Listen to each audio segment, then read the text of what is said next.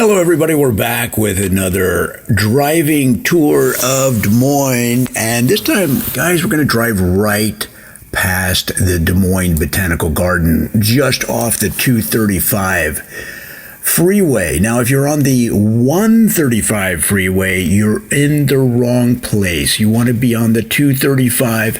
Get off there at Pennsylvania Avenue over to University and down Ray Drive, and you'll get right to it. Guys, the Des Moines Botanical Garden has a very interesting history. It's had some ups and downs, and now it's at a peak of popularity. People loving going down there. Did you know? Fun facts about the Botanical Center right there in the Botanical Gardens. As we drive by, you can take a look at it right there.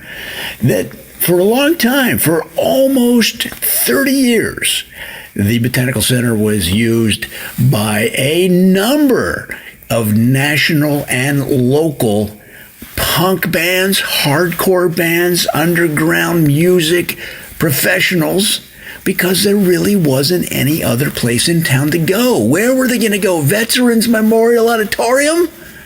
They couldn't. They wouldn't even put them in the basement down there because people didn't get the music.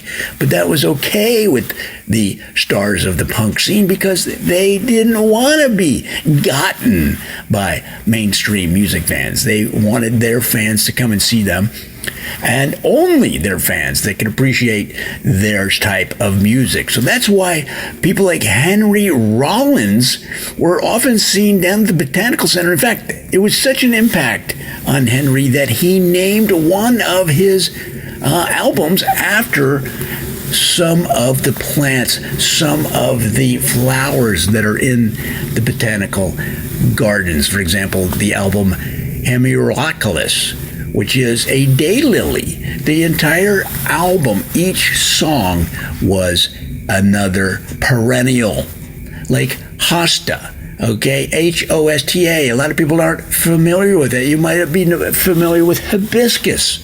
Hibiscus was one of the top hits off of the Daylily album from Henry Rollins. And did you know that the band St. Vitus was always down there at the Botany Center playing? They'd have 2,000-3,000 hardcore punks swinging from the roof of the place as they cranked up their music, and the band got the crowd rocking. And that's why they named one of their albums Nepeta. Now, Nepeta is also a perennial. A lot of people know it as catnip or catmint.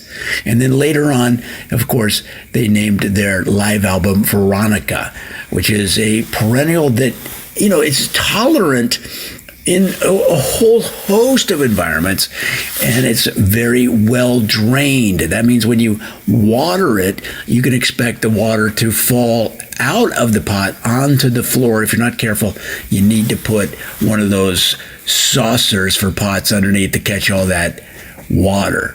So guys, this is the Botanical Center that is right now seeing a resurgence.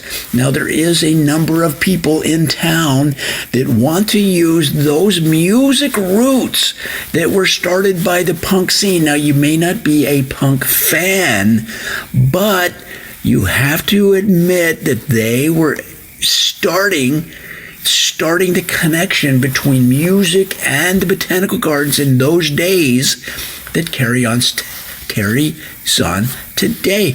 That's why you have so many people asking that some of the biggest bands in the world play Des Moines in the Botanical Gardens.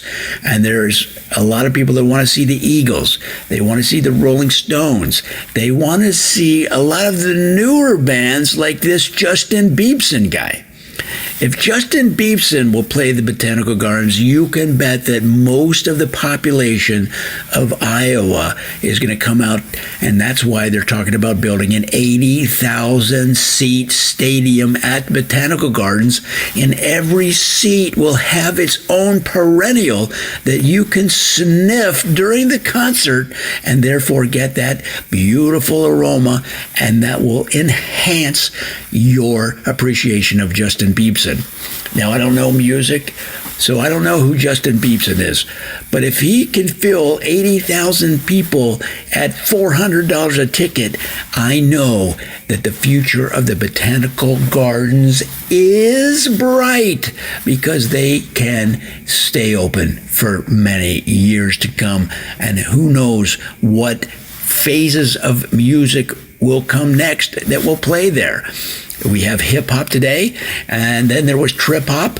Maybe we're going to have something called Iowa hop, a new form of music, a blend of perhaps bluegrass and hip hop. Maybe they'll call it Iowa hop, and it will take its roots in the Botanical Center. We don't know. But guys, that's what makes it so exciting to drive by here, and it's another wonderful driving tour of Des Moines. Come on back for more.